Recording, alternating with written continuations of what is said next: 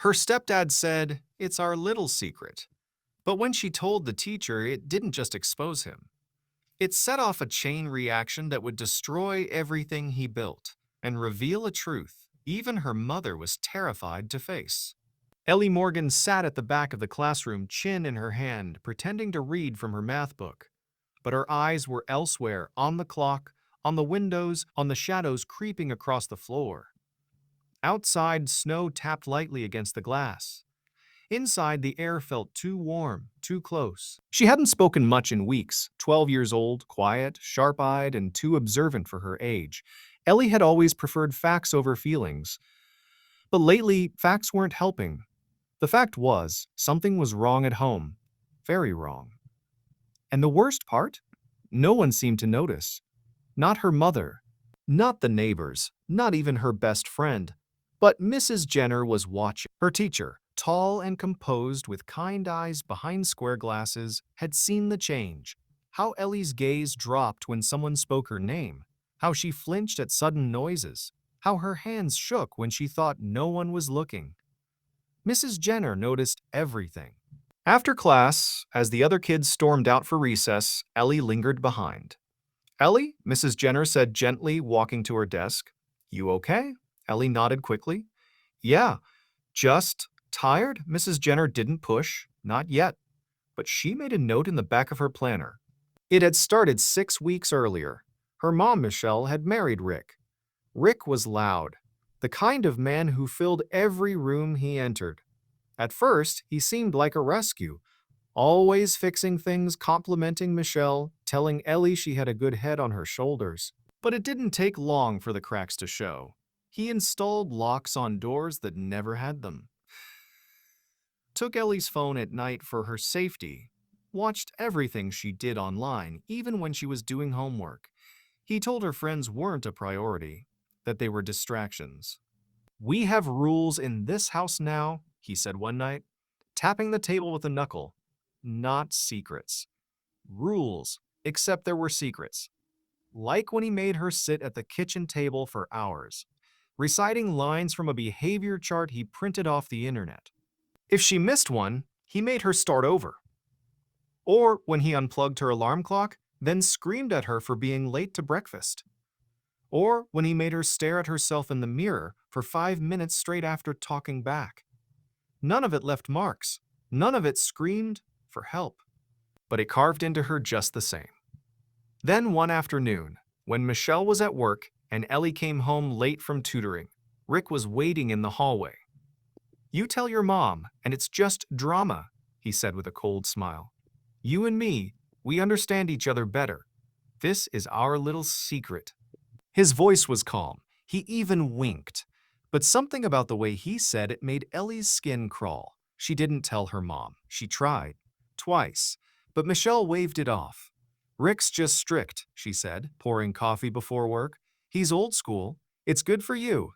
You'll see." Then she kissed her forehead and left. Ellie stood there in the kitchen, the air smelling like burnt toast and gasoline. Her mom's words echoed, "It's good for you." The journal came the next week. A plain blue notebook passed out in class as part of a daily reflection activity. The students were told it was private, optional, just a place to write what they were feeling. Ellie didn't write much the first few days, but on a cold Thursday morning, after Rick had forced her to delete every song off her playlist because they were rebellious, Ellie picked up her pencil and started. She wrote, "He tells me I have to follow rules that don't make sense. He says it's for my own good, but I feel trapped. He changes things to make me feel crazy. My mom doesn't see it. He says it's our little secret, but I think it's not okay." Her hand trembled when she closed the journal. Friday morning, Mrs. Jenner collected the notebooks.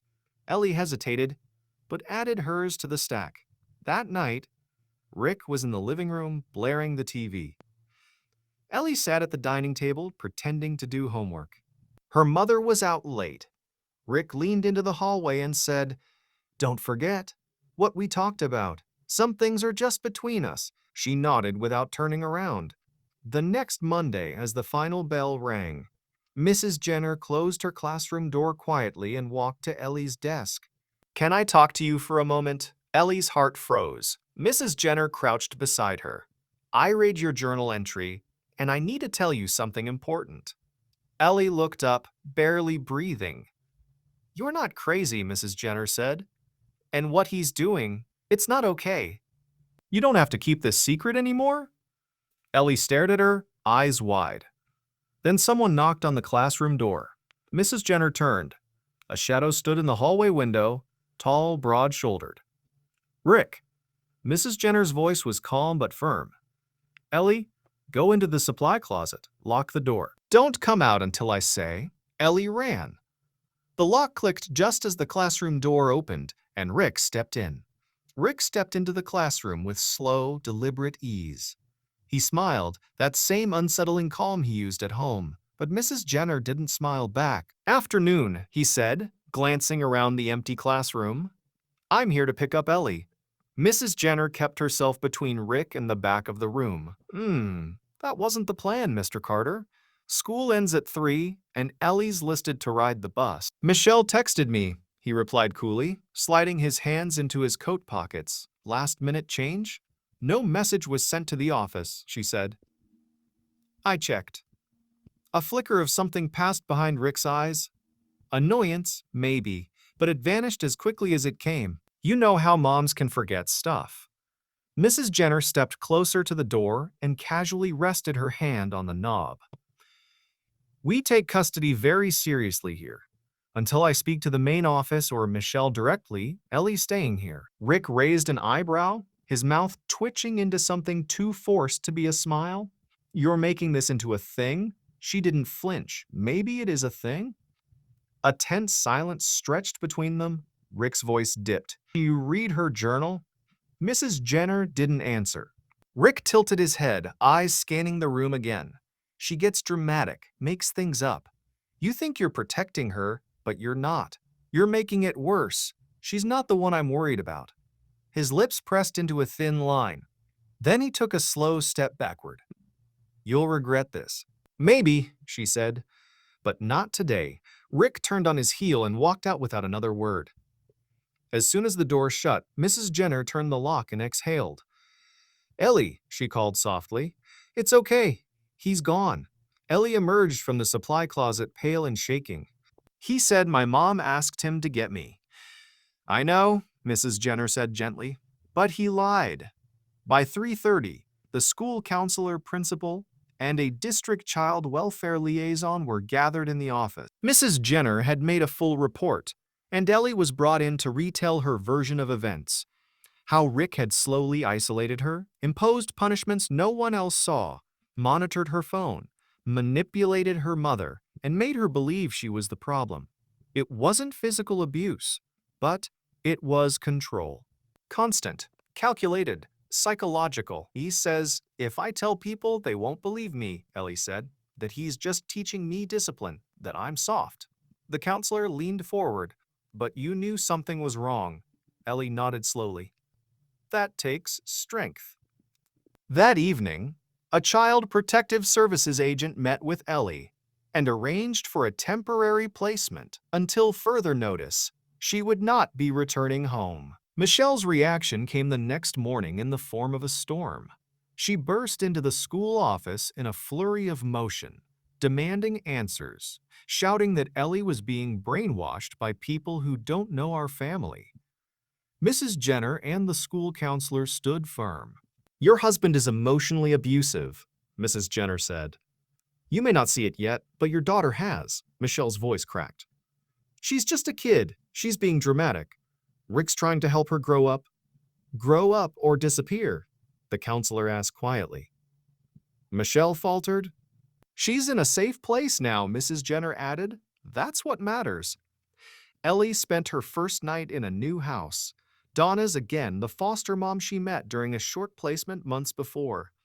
This time, it felt different. Not like a guest room. More like a pause between storms. Donna didn't ask many questions. She simply made spaghetti, set an extra blanket at the foot of the bed, and said, "When you're ready, we'll talk." Ellie sat at the window late into the night. Snow drifted down beneath the streetlight. For the first time in a long while, her phone wasn't being tracked. Her door wasn't monitored. Her thoughts were her own. Still, something gnawed at her. Her mom hadn't called. Not once. The next week, the investigation deepened. CPS arranged interviews. Teachers provided statements. Mrs. Jenner submitted the journal. It was clear Ellie had been enduring emotional manipulation and psychological control for months, maybe longer. No bruises, no broken bones, just broken trust. What Rick had done was calculated. Gradually isolating her from friends, undermining her confidence, enforcing house rules that contradicted school policies, punishing her for things no one else could verify. He called it parenting. But it was something darker, coercive control. And it was illegal. Thomas Morgan sat in his truck on the edge of town, gripping the steering wheel like it might run away. He hadn't seen his daughter in over 6 years. Not since Michelle moved and stopped returning his calls. He tried the courts, tried letters, tried everything. But no one could, or would, tell him where they went. Now, out of nowhere, a CPS officer had called and said, "Your daughter has named you as a biological parent. She's asked if she can meet you." He hadn't slept since. When Ellie stepped into the visitation room, both froze. Her hair was darker now. She looked taller than the last photo he had, older, but sadder. "Hi," he said quietly. She nodded, unsure. "You probably don't remember much. You were really little when—" "I remember," she said. Thomas's voice caught. "You do? Your watch always beeped at 8 p.m.?" she said. "I hated it. But you said it was to remind you to say goodnight." He laughed just once, then blinked back something fierce. "I still wear it," he said, holding up his wrist. The same worn, scratched digital watch ticked away quietly. Ellie took a deep breath. "I want to stay with you." Thomas swallowed. "You sure?" Not yet," she admitted, "but I want to try." He nodded. "That's all I've ever wanted." Back at Michelle's house, Rick was fuming. Ellie was gone. The school had banned him from the property. CPS had called him in for questioning. The control he'd carefully built was slipping. "I told her it was between us," he muttered, pacing the living room. "One thing. One rule. That's it." Michelle sat on the edge of the couch, wringing her hands. "She said I ignored her," she whispered. "That I let you—" "She's manipulating you, Michelle," Rick snapped. "You think they care? They want to tear this family apart." Michelle didn't respond. He leaned closer. "You need to fix this, now. Or I will." Michelle looked up, and for the first time her eyes were afraid. That night, Ellie got a message. No number, just a gray notification on her phone. "I know where you are. You're not safe. Stay quiet, or it gets worse." Her heart stopped. She showed it to Donna immediately, who called the police. Ellie lay awake in bed that night, clutching Boomer's collar. Even with the door locked, the lights on, and the watchful safety of a new home, Rick's voice echoed in her head. "Some things are just between us." But the secret wasn't hers anymore, and she wasn't planning to stay quiet. The next morning, 2 uniformed officers sat in Donna's living room, speaking calmly but firmly. Ellie sat between them on the couch, her knees tucked under her, the anonymous message still fresh on her screen. "This isn't just intimidation," one officer said. "It's a threat." Thomas stood in the corner, arms crossed, jaw tight. "We traced the number," the other officer added. "It was a burner phone, bought in cash. Local store, no cameras." Donna leaned forward. "So what happens now?" "We'll file for a protective order. In the meantime, we'll increase patrols around the property. Ellie won't be left alone." Ellie didn't speak. She stared down at her hands, thumb tracing a scar on her palm she didn't even remember getting. "Do you think it was him?" she asked quietly. The first officer nodded. "We can't prove it yet, but everything points to Rick." Thomas's voice was low, dangerous. "He's spiraling." That afternoon, a formal restraining order was granted. Rick was barred from coming within 500 feet of Ellie, the school, or any temporary residence she was placed in. Violating it would mean jail time. The order was served by the end of the day. Rick took it from the officer on his front porch without a word. No anger, no outburst. Just that same cold, unreadable expression. He went back inside and picked up his phone. Meanwhile, Ellie began visiting a court-appointed therapist.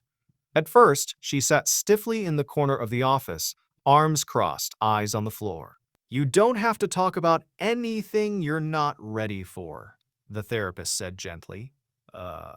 We can just start with how you're feeling today." Ellie thought about it. "Like I'm holding my breath. Why?" "Because even when I say everything out loud, part of me still thinks he's going to win." The therapist nodded. "That's normal. But what if I told you you're already starting to win?" Ellie looked up. "I'd say that doesn't feel true yet." 2 weeks passed. Michelle hadn't reached out. Until she did. A single voicemail left on Thomas's phone at 1:14 a.m. "I made a mistake. I didn't see it before, but you were right. He's not who I thought he was. I'm sorry. I need to talk to Ellie." Thomas played it back for her the next day. "She's trying," he said softly. Ellie stared out the window. She picked him for years. She also kicked him out last night. That caught her attention. Thomas nodded. She filed for divorce, changed the locks, gave a statement to CPS. She's not protecting him anymore. Ellie didn't say anything for a long time. Then, she can come to family therapy, but not here. Not at home. That's fair. Michelle met them 2 days later at the family center, hands shaking, eyes red. Ellie sat on the opposite end of the couch, arms folded. "I'm not here to explain it away," Michelle said softly.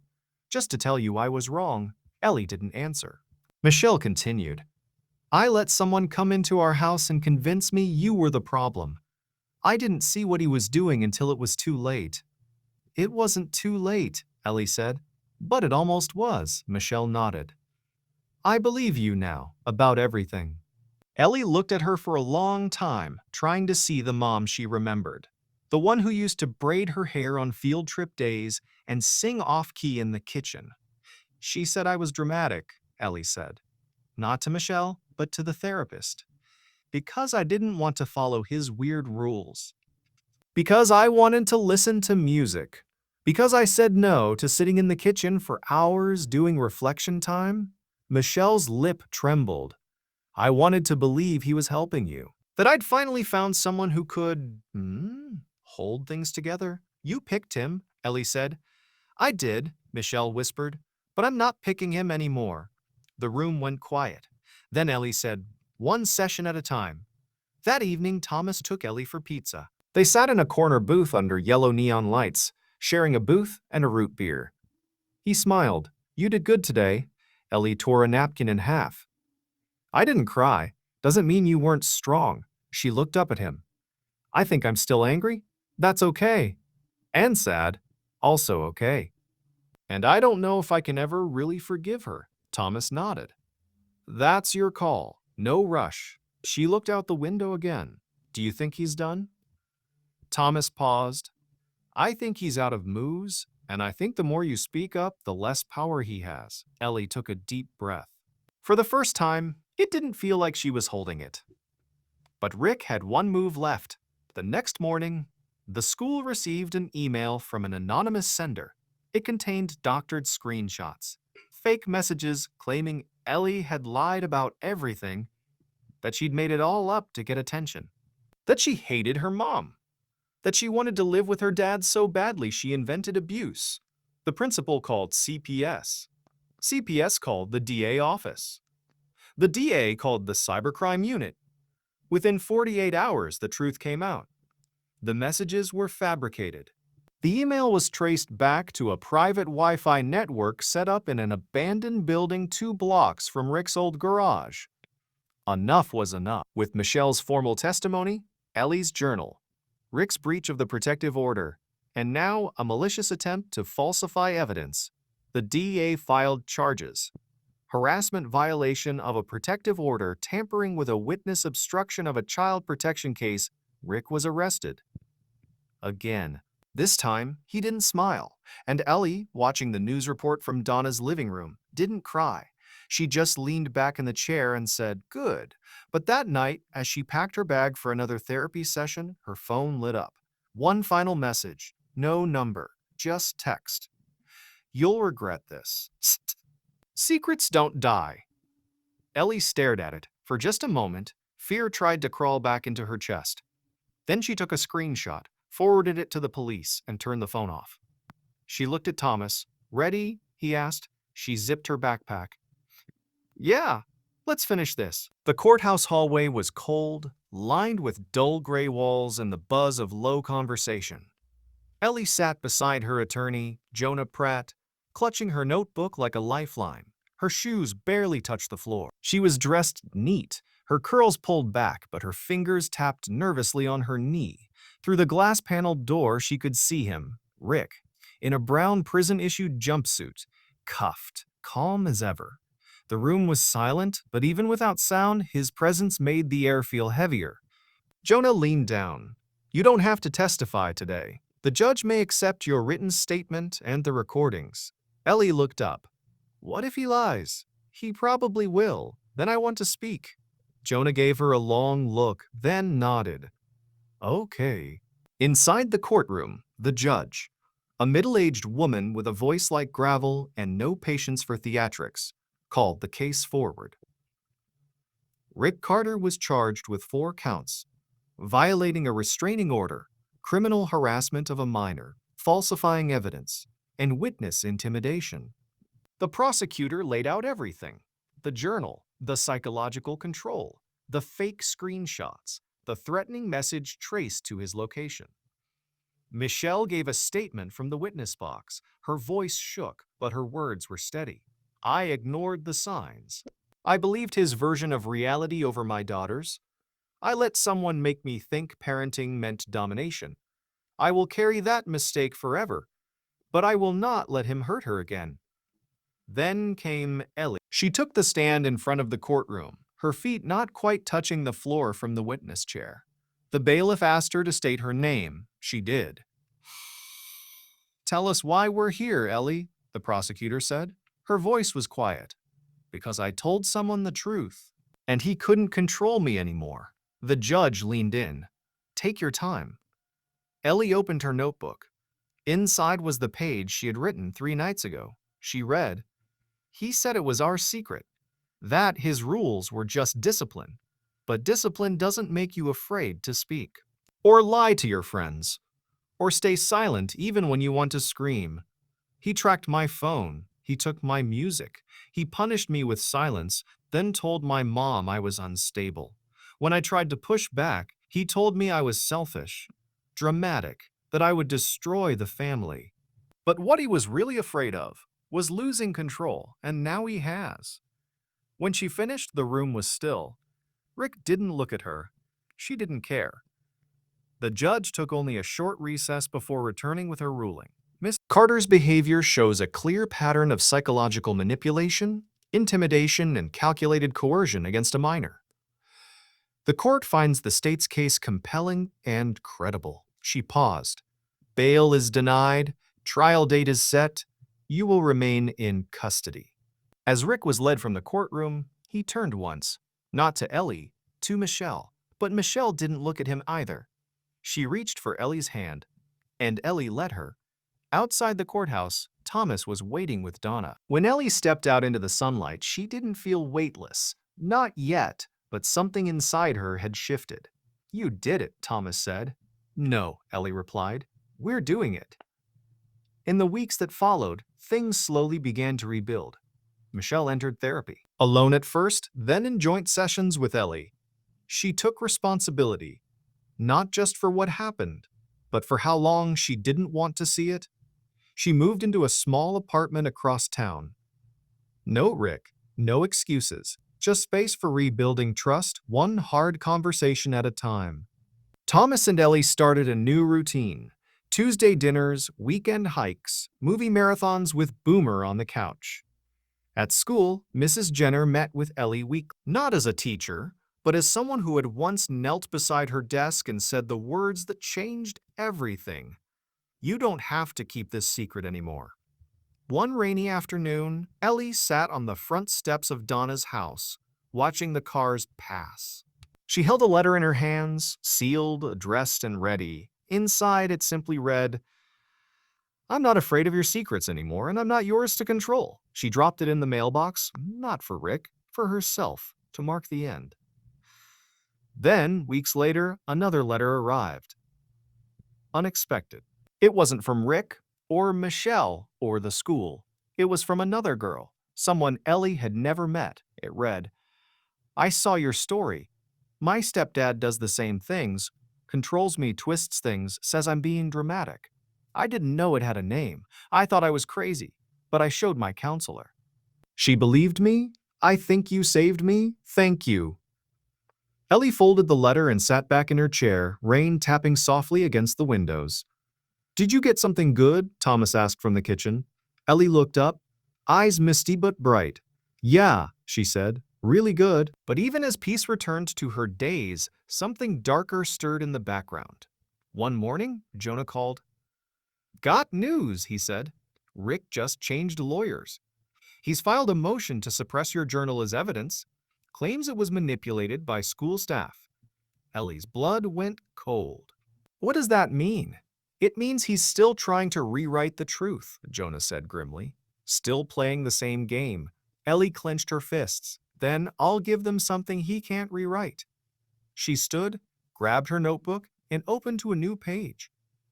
Because secrets only survive in silence. And she wasn't staying silent anymore. The courtroom buzzed with quiet tension. It had been nearly 6 months since Ellie first handed in that journal. 6 months since the first lie unraveled. Since she hid in the supply closet, heart pounding. Since she whispered the truth to a teacher who actually listened. And now it had come to this, the final hearing. Not just for Rick's sentencing, but for the full truth to be recorded in front of a judge, a courtroom, and the people who once dismissed her. He had tried to get her journal thrown out. Tried to claim the teacher encouraged her to exaggerate. Tried to say her mother was manipulated. That the school, the system, the counselor, all had twisted his words. But this time, Ellie had something no one could erase, her own voice. She stood on the witness stand, older somehow. Not in years, but in posture, in presence. She didn't fidget, didn't shake. She spoke with clarity that cut through the stale courtroom air. "The first time he told me to keep something secret," she said, "I thought it was normal. Like house rules? Everyone has them, right?" She glanced toward the defense table. Rick didn't look at her. "But then he told me I couldn't listen to music, that it made me weak. Then he took my phone, changed my homework, made me feel like I was wrong all the time." Ellie turned back to the judge. "And then he told me, if I told anyone, they'd just think I was emotional, that no one likes a dramatic little girl." She paused. "And for a while, I believed him." Now Rick did look up, just once, like he thought he still had some control. But Ellie didn't look away. "I don't believe him anymore." Jonah presented witness after witness. Mrs. Jenner testified with composure, reading from her written report and emphasizing the timeline of Ellie's emotional shifts. Michelle took the stand and admitted her silence, her guilt. "I chose comfort over truth," she said, her voice raw. "But my daughter chose courage. And I owe her everything for that?" Even Thomas spoke. "Her truth was loud from the beginning," he said. "People just weren't listening." When closing arguments finished, the judge recessed for deliberation. Everyone waited.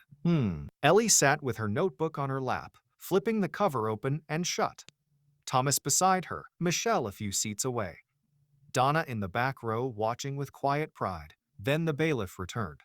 "All rise." The judge entered. She didn't waste time. "The court finds Mr. Carter guilty on all counts.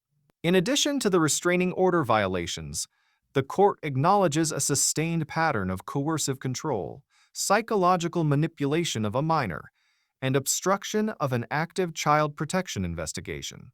She looked directly at Rick. "You used fear and silence as weapons. But that silence has been broken. And the fear, it no longer belongs to you. She handed down the sentence, 18 years. No possibility of parole for the first 12. Rick didn't move, didn't speak, didn't even blink. He was escorted out in cuffs, and the door shut behind him with a final echoing click. Outside, the air felt different, cold but light, like winter was lifting. Ellie walked out of the courthouse beside Thomas, her journal tucked under one arm. Michelle stood a few feet away waiting. Ellie paused, then walked toward her. They didn't speak, just hugged, softly, briefly. But it was real, one step closer. Later that evening, Ellie sat at her desk in Thomas's apartment. Her room was still half decorated, posters tacked halfway, books stacked on the floor. Boomer lay at her feet snoring. She opened her journal one last time, a new page. At the top, she wrote, "What happened to me wasn't my fault, but what I do now, that's mine to own." Below it, she began outlining a plan for a school club, one that helped students speak up when something felt wrong, a place to talk, to write, be believed. She named it Project Echo, because voices, once freed, echo louder than fear. 2 weeks later, she was back at school, in the same hallway where it all began, her old locker, her old classroom. Mrs. Jenner greeted her with a smile and a quiet, "Welcome back." Ellie smiled. "I have something I want to show you." She handed her a flyer. Project Echo, a safe space for students. Mrs. Jenner's eyes lit up. "You made this?" Ellie nodded. "I figured, if one person hears what I didn't know how to say and realizes they're not alone, then maybe it was all worth it." Mrs. Jenner put a hand on her shoulder. "You already changed more than you'll ever know." That afternoon, Ellie led the first meeting. 5 students showed up, then 7. By the end of the month, there were 12, each with a story, each with a voice. And all of them, at one time or another, had heard some version of the words, "This is our little secret." But none of them were keeping secrets anymore. And Ellie? She wasn't just surviving, she was leading.